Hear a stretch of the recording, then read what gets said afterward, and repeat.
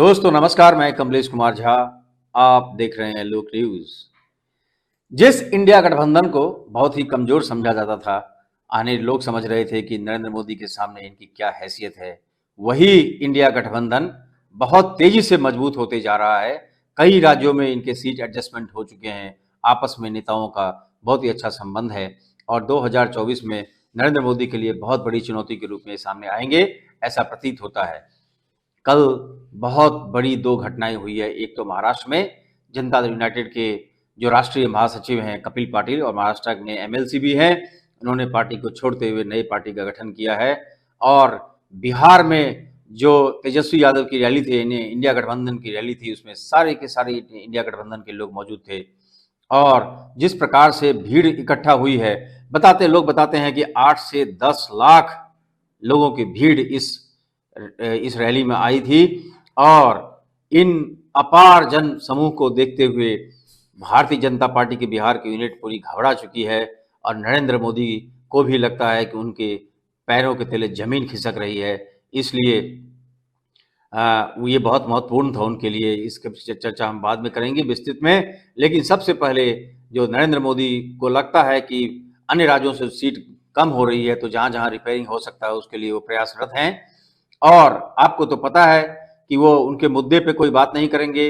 उन्होंने जो प्रॉमिस किए थे 2014 में, उसकी कोई बात नहीं होती है।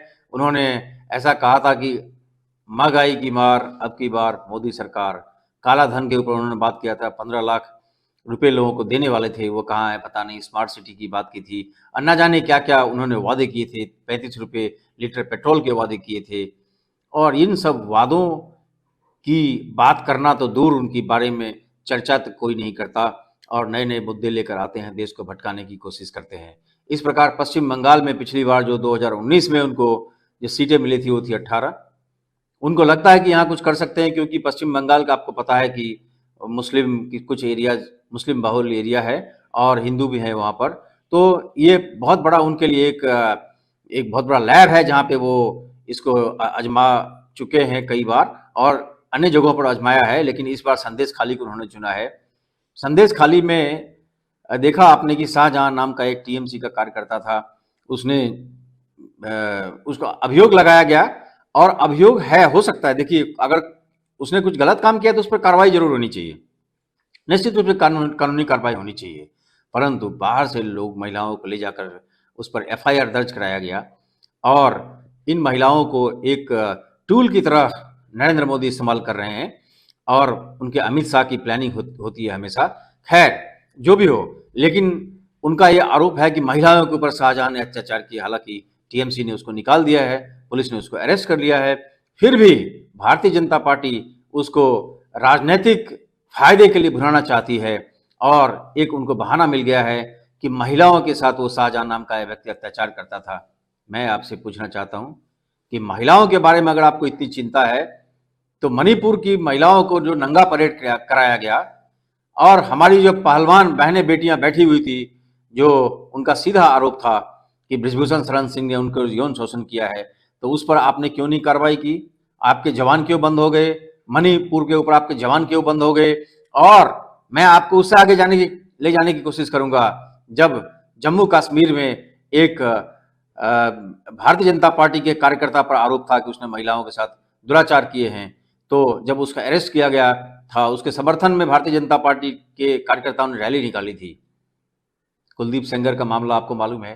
तो महिलाओं का एक बहाना ढूंढने के बजाय अगर आप ईमानदारी से उसकी बात करते हैं और बाहर से ले जाकर महिलाओं को आप वहां पर कंप्लेन करवाते हैं, झूठे कंप्लेन करवाते हैं, तो ये गलत बात है। हालांकि शाहजहां ने अगर कुछ गलत किया होगा तो उस पर कार्रवाई होनी चाहिए और कानून के दृष्टिकोण से अगर शाहजहां कोई अभियुक्त है तो उसको जरूर दंड मिलना चाहिए। लेकिन आपके जो मंसूबे हैं उसको आपने किस तरह से वहां पर भुनाने की कोशिश की है, यह भी कुछ स्पष्ट होता है। वहां पर उन्होंने भेजा है, वहां पर उन्होंने एक समिति बनाई है जो कि निष्पक्ष समिति उसका नाम दिया। गोदी मीडिया जो चिंटू और पिल्लू मीडिया है, उन्होंने उसको निष्पक्ष जांच का नाम दिया है। लेकिन हमारी जानकारी के हिसाब से द वायर ने जिस प्रकार से उनको नंगा किया है, वैसा लगता है कि ये सभी के सभी आरएसएस और अखिल भारतीय विद्यार्थी परिषद, जो भाजपा की एक यूनिट है, उससे जुड़े हुए हैं।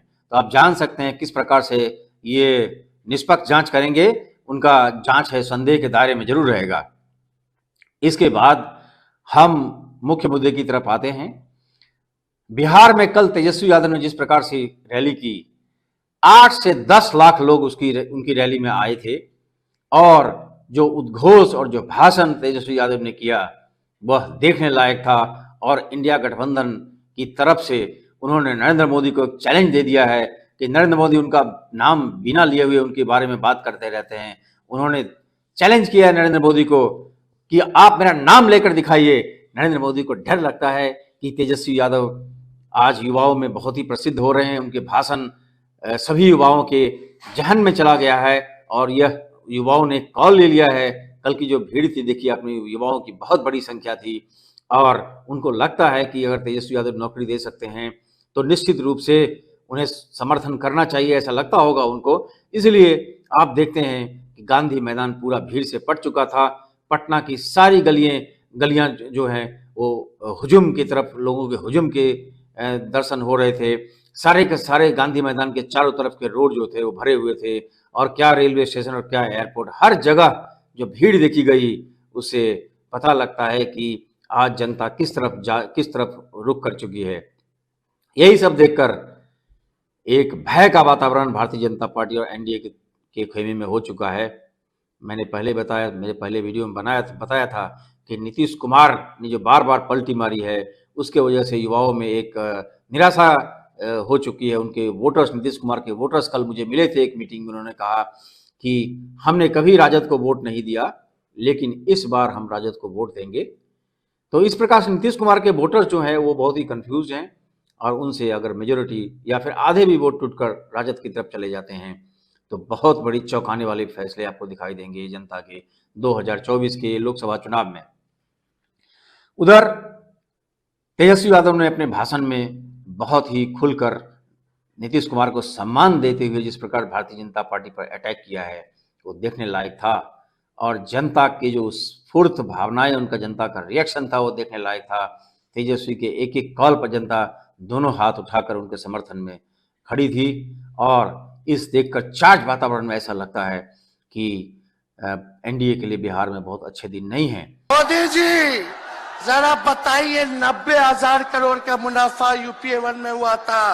लालू जी ने ऐतिहासिक काम किया, आज तक रेलवे को मुनाफा नहीं हुआ था। लालू जी ने 90,000 करोड़ का मुनाफा भारतीय रेल को दिया था। थोड़ा आप बता दें, आपने 10 साल में कितना मुनाफा दिया? जनता को दिया, रेलवे को दिया या पूंजीपति को दिया? किसको दिया? रेलवे का निजीकरण कर दिया। अब बात करते हैं कि लालू जी ने क्या किया।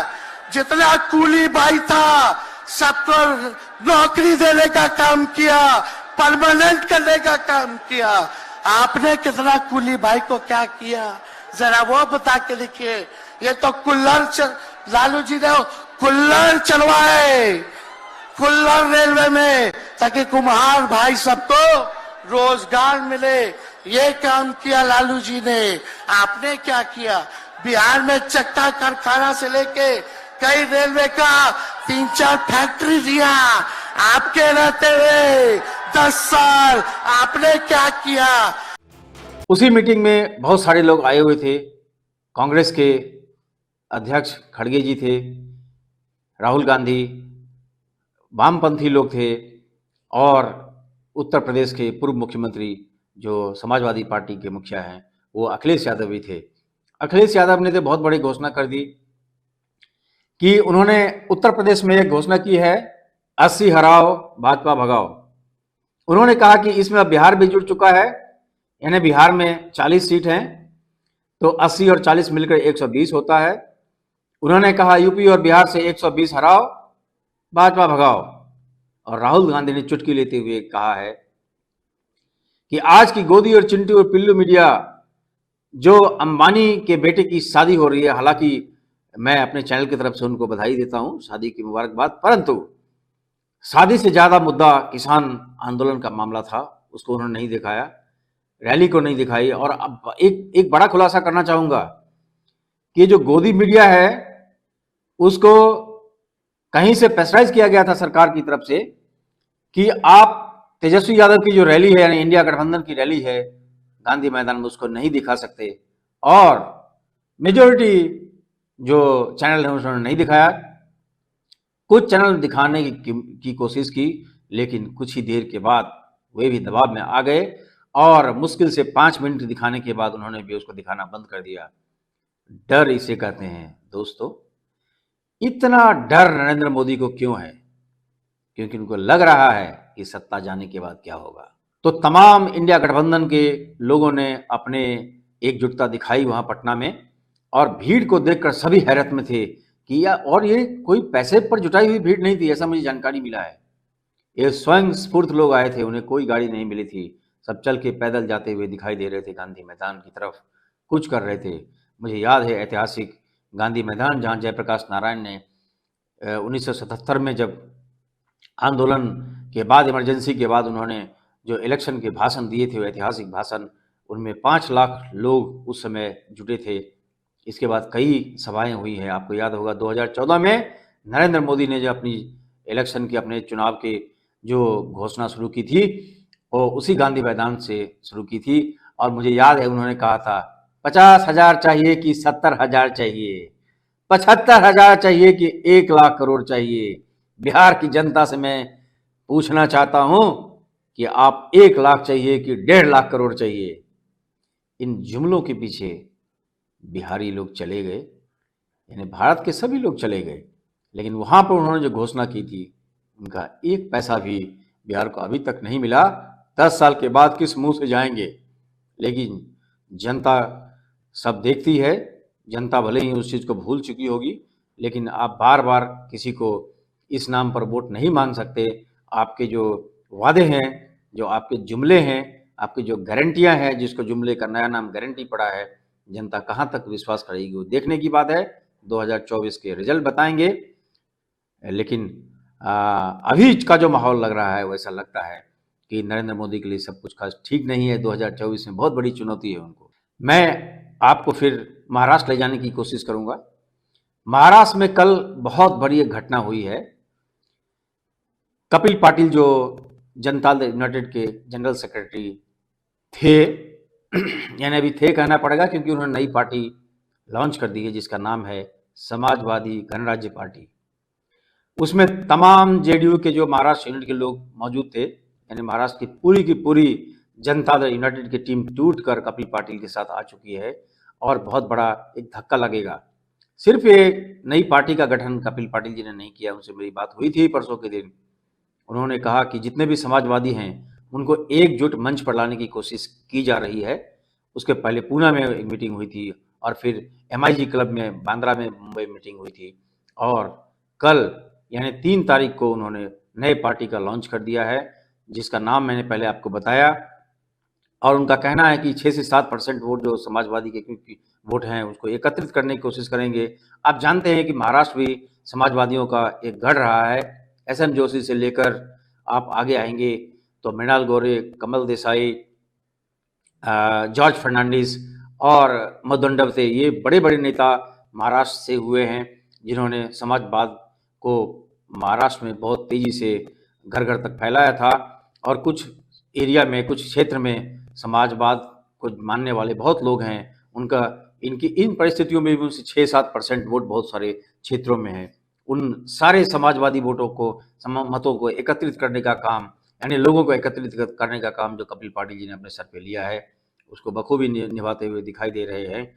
और उस सभा में लगभग 10 से 12 हज़ार लोग मौजूद थे जिन्होंने उसका समर्थन किया है। और इस प्रकार से मैं आपको एक परसेंटेज वाइज बताने की कोशिश करूंगा कि क्यों बिहार और महाराष्ट्र से भाजपा के पैर उखड़ रहे हैं। आप जानकर बड़ी हैरत होगी कि जो इंडिया गठबंधन है उसके पास 50% से ज़्यादा वोट महाराष्ट्र में अभी आ चुके हैं। आप देखने की कोशिश करेंगे कि शिवसेना, जिनकी पार्टी को आसानी से अमित शाह ने तोड़ दिया, एकनाथ शिंदे को अलग कर दिया और उसको पार्टी का दर्जा दे दिया, यानी उनके ओरिजिनल, यानी शिवसेना के रूप में उनको सिंबल भी जो ओरिजिनल था वो मिल गया है, तीर धनुष का। उसके बावजूद आप देखेंगे तो जनता के बीच जो उद्धव ठाकरे के प्रति सिंपैथी है बहुत तेजी से बढ़ रही है और अभी के सर्वे के हिसाब से उनका वोटिंग परसेंटेज अभी अगर चुनाव हो जाए तो 24% तक मिलने की संभावना है। आपको आश्चर्य लगेगा, कांग्रेस भी अपने जगह पर है, 18% उनका सर्वे के हिसाब से है। एनसीपी 12% पर, भारत 13% पर है। ये सब वोटों को मिलाकर जोड़ देंगे तो 53-54% होते हैं। और एक ही महाराष्ट्र में एक ही पार्टी को और लाने की कोशिश की जा रही है, बहुजन वंचित आघाड़ी, जो प्रकाश अंबेडकर की पार्टी है। उनसे बातचीत शायद अंदर खाने से भारतीय जनता पार्टी की भी चल रही है, लेकिन मैंने उनकी जनता से, लोगों से बात किया है। वे कहते हैं कि प्रकाश अंबेडकर अगर चले भी गए तो हम लोग नहीं जाएंगे, जनता इंडिया गठबंधन के साथ रहेगी। तो प्रकाश अंबेडकर के लिए बड़ी मुसीबत खड़ी होने वाली है अगर उन्होंने भारतीय जनता पार्टी के झांसे में चले गए, तो ऐसा जनता की तरफ से मुझे जानने को मिला है। तो इन परिस्थितियों में महाराष्ट्र उनके साथ खिसकते चले जा रहा है बड़ी तेजी से। बिहार की बात मैंने की, और पश्चिम बंगाल में भी कांग्रेस और तृणमूल कांग्रेस का गठबंधन शायद हो जाएगा, ऐसा लगता है।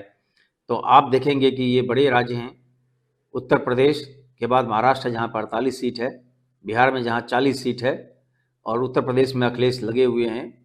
उनको ये एक हर एक इंडिया गठबंधन के जितने लोग हैं सबको लग रहा है कि इस बार के चुनाव अगर हम हार गए तो फिर कोई फ्यूचर नहीं है, क्योंकि नरेंद्र मोदी एक तानाशाह की तरह वह काबिज हो जाएंगे। यही बात महाराष्ट्र के जो कल सभा हुई, कपिल पाटिल जी ने जो नए पार्टी की स्थापना की, उन्होंने भी यही बात कहा, और उसमें उद्धव ठाकरे भी आए थे। उन्होंने कहा कि ये सिर्फ ये लोकसभा का चुनाव नहीं है, ये संविधान बचाने वाले और संविधान को खत्म करने वालों के बीच का चुनाव है। उन्होंने बहुत ही आसानी से मराठी में माजलेले मत न होता घमंड के साथ, तो उन्होंने कहा कि ये लड़ाई माजवादी और समाजवादी, माजवादी मतलब घमंडवादी, और समाजवादी तो आप जानते ही हैं, उनके बीच की लड़ाई है। और आप जनता किस तरफ है, आप निर्णय करिए। इसी तरह से निखिल वागले जो बहुत बड़े पत्रकार हैं, उन्होंने भी कहा कि मैं सिर्फ बधाई देने आया हूं, लेकिन मेरा मत यही है कि लोकतंत्र को बचाने के लिए ऐसी मुहिम की बड़ी आवश्यकता है और सबको, आप सब जनता को मिलकर ये काम करना चाहिए। इस प्रकार से मैं इसको देखता हूं कि बहुत बड़ा परिवर्तन धीरे धीरे होते जा रहा है। और इन दो राज्यों के अलावा और भी राज्य हैं जिनकी चर्चा मैं कभी और करूंगा। तो आपने देखा कि बिहार और महाराष्ट्र में बड़ी तेजी से इंडिया गठबंधन मजबूत होते जा रहा है। उत्तर प्रदेश की बात मैंने की, अखिलेश लगे हुए हैं, उन्होंने तो उनका कहना है कि 80 हराओ और भाजपा भगाओ। देखते हैं चुनाव में ये कितने सफल होते हैं, किस तरह से होते हैं।